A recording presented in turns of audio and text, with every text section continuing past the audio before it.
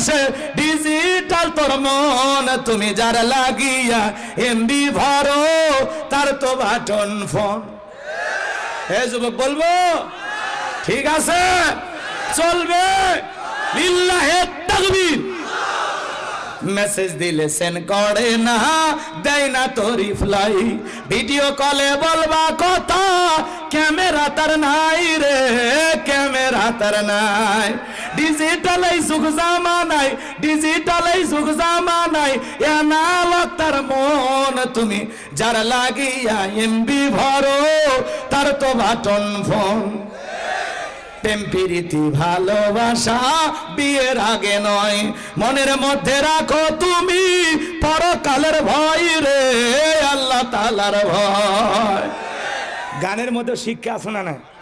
প্রেম প্রীতি ভালোবাসা বিয়ের আগে নয়, মনের মধ্যে রাখো তুমি পরকালের ভয় রে, আল্লাহ তাআলার ভয়। তবে তুমি মুক্তি পাবা, তবেই তুমি মুক্তি পাবা দোজখের আগুন, তুমি যার লাগিয়া এমবি ভরো তার তো বাটন ফোন। কথা বলেন ঠিক কি? 20 বছর বয়স হয়নি, বাড়িতে এসে বলে আব্বা উত্তর পাড়া লাখিকে আমি কথা দিয়েছি, রাজি থাকলে 1 সাপুন না হলে 2 সাপুন। পিতা মাতা রাজি হয় না, পালিয়ে যায়, বিয়ে করে, দাম্পত্য জীবনে কোনো সুখ খুঁজে পায় না। যুবকরে মা বাবার অবাধ্য হইয়া পিতা মাতার মনে কষ্ট দিয়া বিয়ে করে জীবনে কোনোদিন কোনো মানুষ সুখী হতে পারবে না। কেমনে ভাবলি মার মনে বাবার মনে কষ্ট দিয়ে সুখী হবি? কেমনে ভাবলি? এ বেঈমান, কেমনে ভাবলি? পিতা মাতা পছন্দ করে বিয়ে দেবে যেখানে বরকত আছে, মুরব্বীদের দোয়া আছে যেখানে কল্যাণ আছে, একা একা মাতবাড়ি করবা যেখানে ফাইসা যাবে সেখানে কাঁদতে হবে সারা জীবন। প্রেম করে জীবনে কেউ সুখী হয়নি, কেউ না। কথা কয় না কেন? আজে বাজে টাকা পয়সা খরচ করিস না, কোরআন হাদিস পড়, জীবন গড়। কথা কন। আমি কি সামনের দিকে যাব নাকি দোয়া করব? তবে যাওয়ার আগে যদি পারেন, আমার লেখা একটা বই আছে, আপনারা আমার ড্রাইভারের কাছে গেলে পাবেন, মঞ্চেও পেতে পারেন, ঠিক আছে? শেষ বিদায়, বইটার নাম কি? শেষ বিদায় মানে কি? মরণের পরে যা যা হবে। কথা বলে ঠিক কিনা? একটা মানুষ মারা গেলে কিভাবে দাফন কাফন করবেন, মৃত ব্যক্তিকে চুমা খাওয়া যাবে কিনা, একজন মানুষ মারা গেছে নদী অঞ্চলে কিভাবে দাফন কাফন করবেন, অনেক কথা আছে। জান্নাত জাহান্নাম, কবরের সলজব, অনেক বিষয় আমাদের অজানা আছে। সে বিষয়গুলো আপনারা এখানে পাবেন ইনশাআল্লাহ। আখিরাত সম্পর্কে অনেক সুন্দর সুন্দর কথা এই বইটার ভিতরে দেয়া আছে। যদি পারেন 50 টাকা হাদিয়া দিয়া আপনারা আমার গাড়ির ড্রাইভার এবং মঞ্চ থেকে সংগ্রহ করতে পারবেন ইনশাআল্লাহ। জীবনের শেষ মনে করে নিয়ে যাবেন। শেষ বিদায়টা, আমাদের শেষ বিদায়টা রসুলের তরিকায় হওয়ার দরকার আছে না নাই?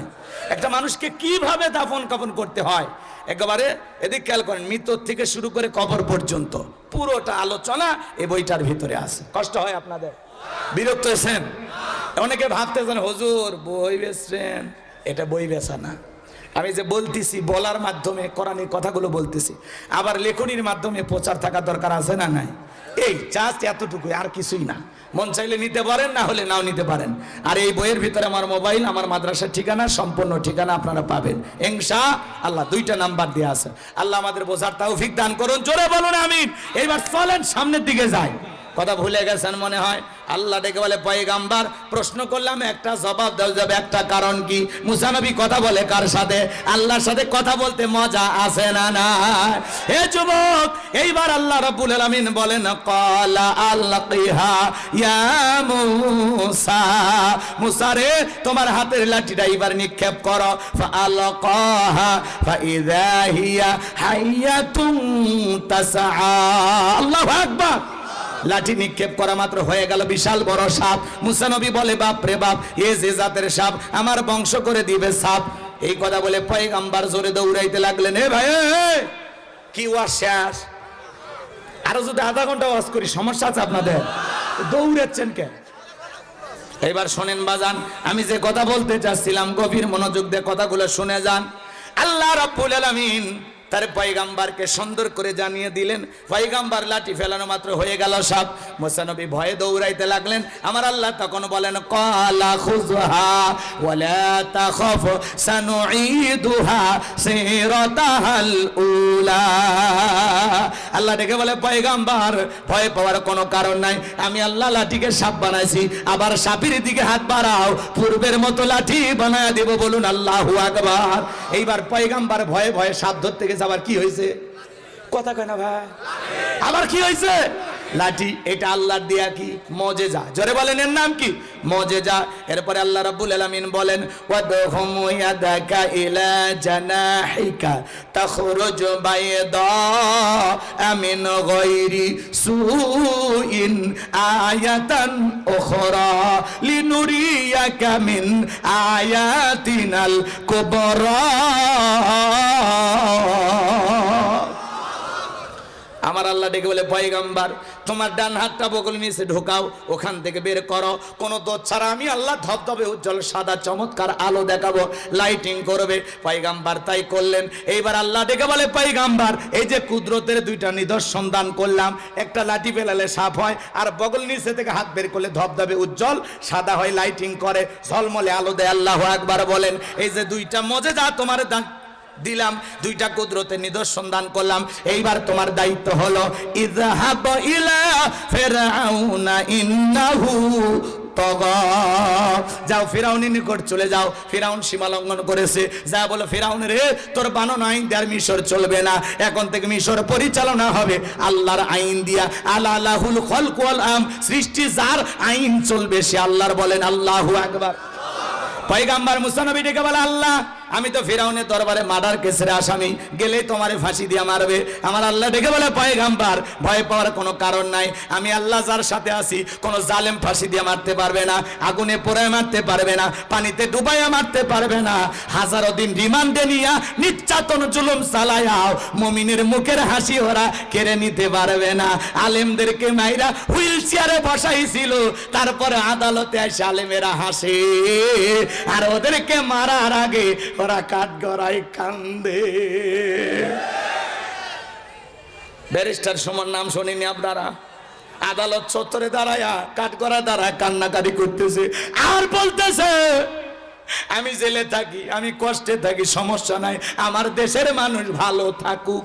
ওরে দুলা ভাই এতদিন তুমি আসিলা কোথায়? কথা কয় না ভাই। ব্যারিস্টার সুমন কি বলতেছে?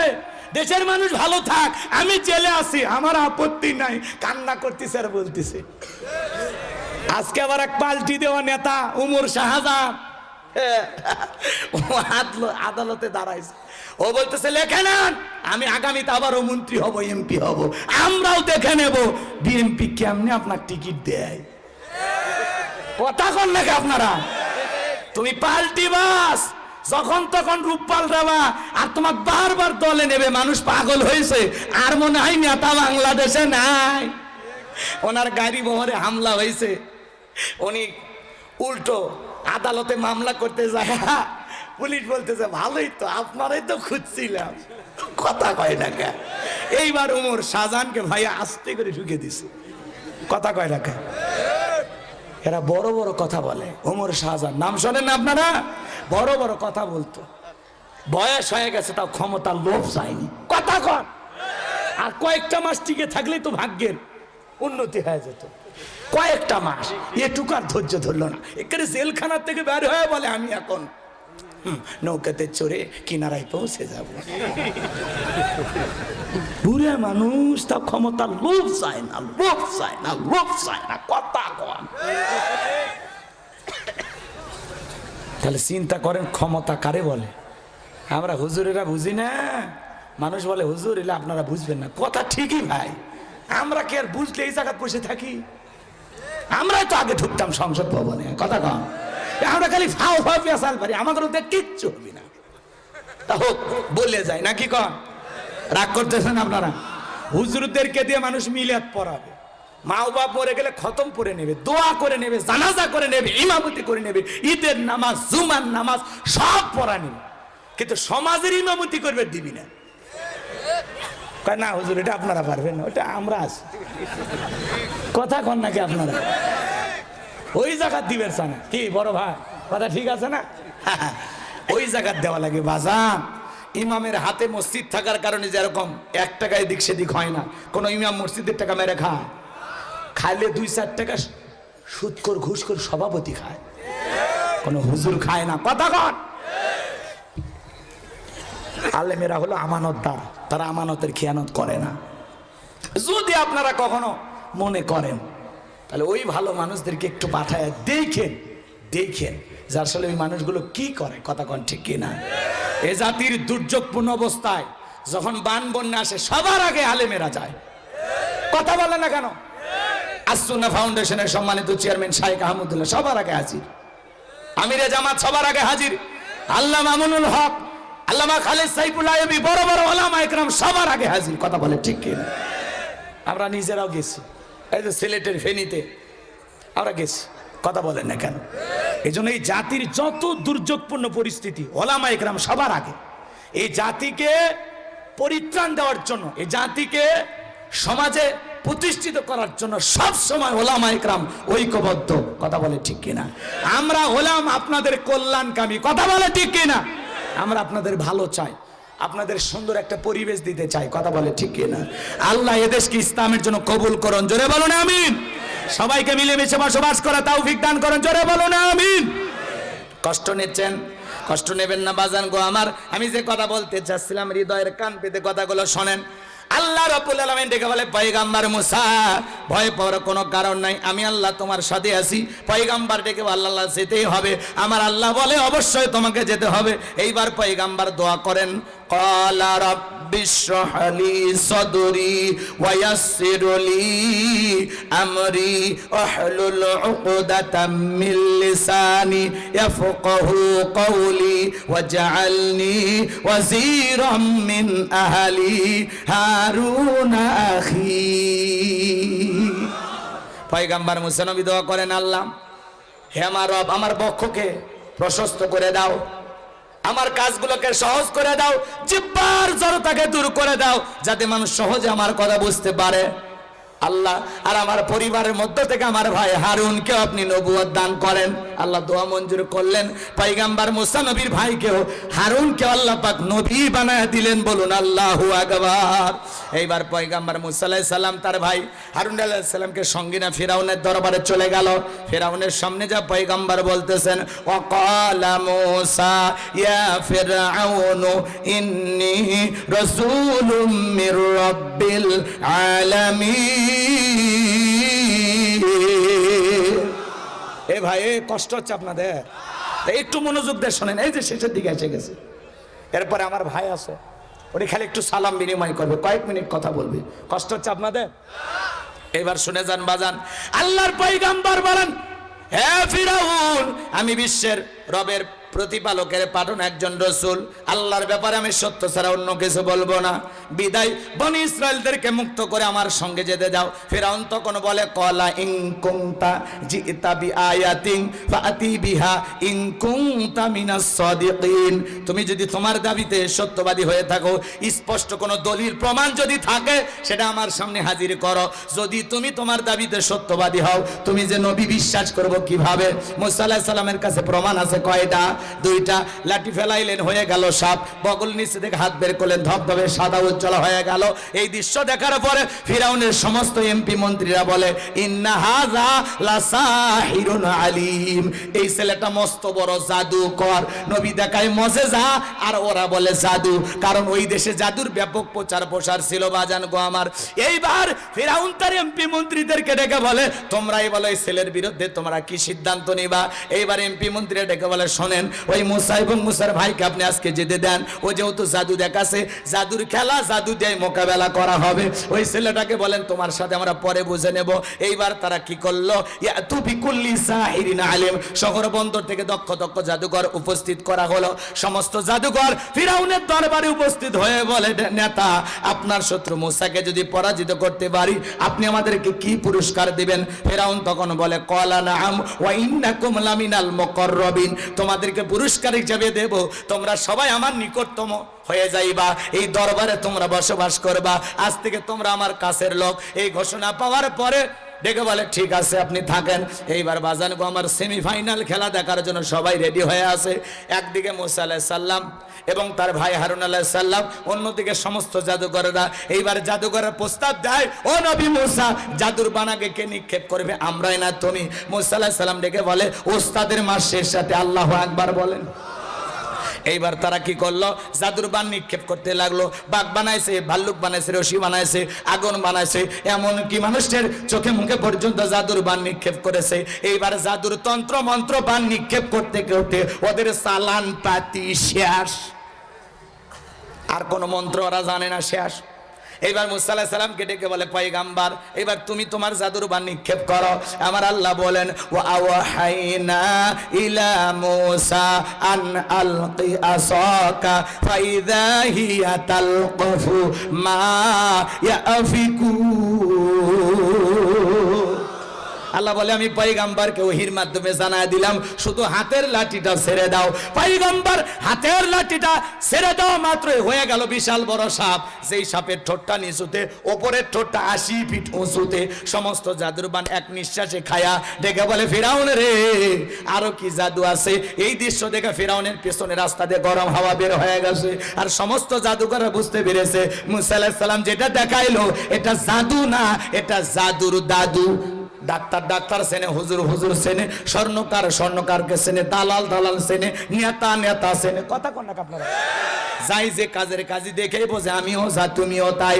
জাদুকররা বুঝতে পেরেছে নবী মুসা যেটা দেখাইছে এটা জাদুর বান হতে পারে না, জাদুর তন্ত্র মন্ত্র হতে পারে না, এটা জাদুর দাদু। মুসা যে আল্লাহর কথা বলে সে আল্লাহর কুদরতি শক্তি। বলেন আল্লাহু আকবার। এইবার তারা কি করলো?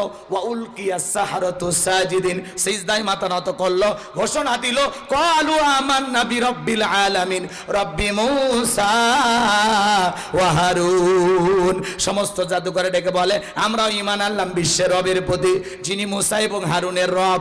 আমার ভাইরা, সমস্ত জাদুকররা যখন কালেমা পড়ে মুসলমান হয়ে গেল, ফিরাউন তখন হুমকি দিয়া বলে, আমার অনুমতি ছাড়া ঈমান গ্রহণ করলা, তোমাদের হাত পা কেটে নেব, শুলিতে চড়াবো। জালেমেরা যখন পারে না তখন দেয় হুমকি। নতুন মুসলমানেরা ডেকে বলে, শোনো, তোমার মতো জালেমের পক্ষে থেকে মরার চাইতে ঈমান গ্রহণ করে মরাই ভালো। মরা যেহেতু লাগবে তো তোর জালেমের চামচামি করে মরবো কেন? নবী মুসার দলে নাম লেখায় মরবো। আল্লাহু আকবার কর। তো মরা যেহেতু লাগবে, খাঁটি ইমানদার হয়ে মরা লাগবে। কথা কন না কেন? মুসলমান কোনোদিন বামপন্থী দল করতে পারে? মুসলমান হবে ডানপন্থী। কথা বলেন ঠিক কি না? বাজান এইবার কথাগুলো দিল দিয়ে বোঝার চেষ্টা করবেন। মানুষ দলে দলে কালেমা পড়ে মুসলমান হতে লাগলো। ফিরাউনের রাগ আরো বেড়ে গেল। তিন দিক দিয়ে বিশাল বাহিনী নিয়ে এইবার ফাইনাল খেলা। মুসা নবীকে আক্রমণ করেছেন হত্যা করার জন্য।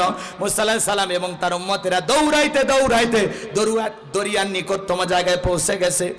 এইবার এপারে শত্রু, ওই পারে কি দরিয়ার পানি। কথা কন্যাকায় উম্মতরা ডেকে বলে, পয়গাম্বার হয় জালেমদের শত্রুদের হাতে মরতে হবে, আর না হয় নদীর পানিতে ডুবে মরা লাগবে। মুসা আলাইহিস সালাম ডেকে বলে, শোনো, এখানে শুধু আমরাই নাই, আমাদের সাথে আরেকজন আছেন। তিনি কে? আল্লাহ তখন ডেকে বলে, পয়গাম্বার মুসা নবী, ওই লাঠি দিয়ে সমুদ্রের পানিতে একটু আঘাত করো।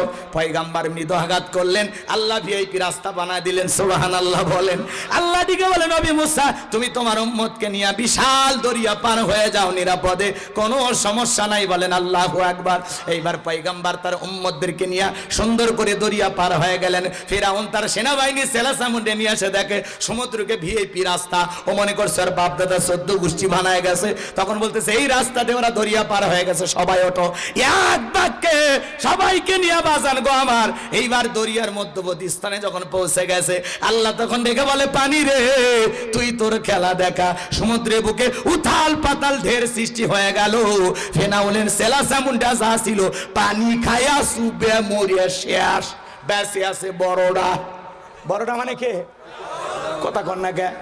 এইবার বড়টা মরার আগে কি অভিনয় করে দেখেন। আল্লাহকে বলতেছেন, ক্বালা আমানতু আন্নাহু লা ইলাহা ইল্লাল্লাযী আমানাত বিহি বানু ইসরাঈলা ওয়া আনা মিনাল মুসলিমিন। ফিরাউন ডেকে বলে, তুমি সারা কোনো মাবুদ নাই। বনি ইসরাঈল যে আল্লাহর প্রতি ঈমান এনেছে, আমিও সে আল্লাহর প্রতি ঈমান আনলাম। ওয়া আনা মিনাল মুসলিমিন, আল্লাহ আমি মুসলমান হয়ে গেছি, আর পানি খাওয়াস না। মরার আগে ফিরাউন কি হয়েছে? মুসলমান। হ্যাঁ, আল্লাহর কোরআন সূরা ইউনূস আয়াত নাম্বার 90 কি বলতেছে? ও আনা মিনাল মুসলিমিন, আল্লাহ আমি মুসলমান হয়ে গেছি। আর চুবাইও না। আল্লাহ কি কবুল করছে? আল্লাহ কি জবাব দিছে পরের আয়াতে দেখেন। আমার আল্লাহ তখন বলতেছেন আল আনা ওয়াকাদ আসাইতা ক্বাবলু ওয়া কুনতা মিনাল মুফসিদিন। এখন ঈমান আনছো, এর আগে কি করেছো? নাফরমানি করেছো, বিশৃঙ্খলা সৃষ্টি করেছো, ক্ষমতার দাপটে 40 বছর শিক্ষা ব্যবস্থা বন্ধ করে রেখেছো। ওরা ক্ষমতায় টিকে থাকার জন্য শরীফ শরীফার গল্প দিয়া সমকামিতাকে প্রমোট করতে চায়, এ জাতির তরুণ তরুণীদের চরিত্র ধ্বংস করতে চায়। কথা কম। 40 বছর শিক্ষা ব্যবস্থা বন্ধ করে রেখেছো। তোমার স্ত্রী আমি রবকে রব বলে স্বীকার করার কারণে তাকে তুমি বিদায় করে দিয়েছো। তোমার বাড়ির দাসীকে গরম তেলে চুবাইয়া বিদায় করেছো। তোমার তৈরি করা মূর্তি ঘরে ঘরে ঢুকে দিয়েছো। 4,500 কোটি টাকা খরচ করে বাপের ভাস্কর্য বানাইছিল। যেই দেশে গরিব মানুষ খাইতে পারে না, যেই দেশে একজন নারী তার সতীত্ব বিক্রি করে পেটের খাবার জোগাড় করে, যেই দেশে রেল স্টেশনে হাজার হাজার মানুষ শীতে কাতরায়, সেই দেশে ভাস্কর্যের নামে বিলাসিতা করে 4,500 কোটি টাকা খরচ করে যারা ভাস্কর্য বানাইছে, প্রত্যেকটা টাকার জবাব আল্লাহর কাছে দিতে হবে। ওই টাকা কারো বাপের না, জনগণের। ভাস্কর্য বানায় কি করছেন? বিজয়ের পরে ওই ভাস্কর্যের মাথায় মানুষ পেশাব করে দিয়েছে। এতে আপনার বাবার সম্মান কমেছে না বেড়েছে? ওই টাকা যদি গরিব দুঃখীকে দান করে দিতেন, এতিম অসহায়কে দিতেন, মসজিদ মাদ্রাসা বানাইতেন, আপনার বাবা কবরে শুয়ে থেকে সব পাইতো। আর আপনারা কি যে বোঝেন, কি যে বোঝেন, কথা কয় না ভাই। মানুষের নাম সহ্য হয় না। জিয়া আন্তর্জাতিক বিমানবন্দর কেটে ফেলে দিয়ে শাহজালাল আন্তর্জাতিক বিমানবন্দর। কি লাভ দেশের টাকা ক্ষতি কইরা? কথা কয় না ভাই। নামটাও সহ্য হয় না। রাগ করতেছেন? এগুলো রাজনীতি না, এগুলো সমাজের বাস্তবতা। মাঝে মাঝে নাড়া দিয়ে বুঝানো লাগবে, তাছাড়া আপনারা ভুলে যাবেন। ভুলে গেলেই বিপদ। আপনাদেরকে আমরা ভুলতে দেব না। এই জন্য প্রত্যেকটা মাহফিলে মাঝে মাঝে নাড়া দিয়ে বুঝানো লাগবে। কথা কয় না কে? রাগ করতেছেন মনে হয়। আমার ভাইরা কষ্ট মনের মধ্যে নেবেন না। যে কথা বলতে চাচ্ছিলাম, আল্লাহ ডেকে বলে ফেরাউন রে, এ ফেরাউন শুনে নে, শুনে নে, মৃত্যুর আগে শুনে নে, আমি আল্লাহ কবুল করি নাই। মরার আগে শুনে নে রে ফেরাউন, আমি আল্লাহ তোর লাশটা পৃথিবীবাসীর জন্য রেখে দেব। কথা কন না কেন?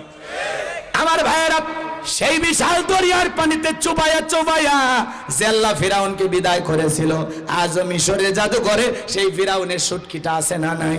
এটা তো ফিরাউন না, ফিরাউনের সুটকি। কথা কয়টা ভাই? এত বছর ধরে আছে, কি হয়ে গেছে? সুটকি হয়ে গেছে। এবার মুসা প্রেমিকেরা যায় আর পায়ের স্যান্ডেল মারে, কয় এই সেই ফিরাউন, মার জুতা। 50,000 1 লাখ টাকার জুতা মারে। চিন্তা করেন, সুটকি ফিরাউনক দেখে মুসা প্রেমিকেরা যদি জুতা মারে, জেতা ফিরাউনক পাইলে আর চামড়া দিয়ে ডুকটুকি বাজায়। তো কথা বলেন ঠিক কিনা? এজন্য ভাইয়েরা আমার, মনে রাখবেন যে আল্লাহ ফিরাউনকে পানি খাওয়ায় চুবাইয়া বিদায় করেছেন, নমরুদকে ল্যাংড়া মশার কামড় খাওয়া বিদায় করেছেন, আবু জেহেলকে 11 বছর 13 বছরে বালকদের বিদায় করেছেন। মনে রাখবেন, আজও যারা মুসলমানের রক্ত দিয়ে খেলা করে, ওই জালেমদের পরিণতি নমরুদ ফিরাউনের চাইতে ভয়ঙ্কর হবে। কথা বলে ঠিক কিনা? এই জন্য আমি পরিশেষে আপনাদেরকে বলতে চাই, দ্বীনের বিজয় আনার জন্য, ইসলামের বিজয় আনার জন্য যদি কখনো ডাক আসে, মাথায় কাপড়ের কাপড় বেঁধে বিবি সন্তানের কাছ থেকে বিদায় নিয়ে আল্লাহর জমিনে আল্লাহর দ্বীনকে প্রতিষ্ঠিত করার জন্য কারা কারা বুকের তাজা রক্ত দিতে রাজি, হাত তুলে দেখান। লিল্লাহে তাকবীর, লিল্লাহে তাকবীর। আমরা দ্বীনের জন্য, ইসলামের জন্য জীবন দিতে রাজি আছি তো ইনশাআল্লাহ? হাত নামাবেন না, হাত নামাবেন না। সত্যি জীবন দিতে রাজি আছেন তো ইনশাআল্লাহ? আপনারা আলেমদেরকে ভালোবাসেন তো ইনশাআল্লাহ? আমার ভাইয়েরা, আমি আগেই বলেছি, আমাদের প্রিয় ভাই হাফেজ মাওলানা আবুল কাশেম সরকার ব্যস্ততার কারণে এবং তার শাশুড়ি মারা গেছে, চাচি শাশুড়ি মারা গেছেন, জানাজায় অংশগ্রহণ করার কারণে আমার ভাই আসতে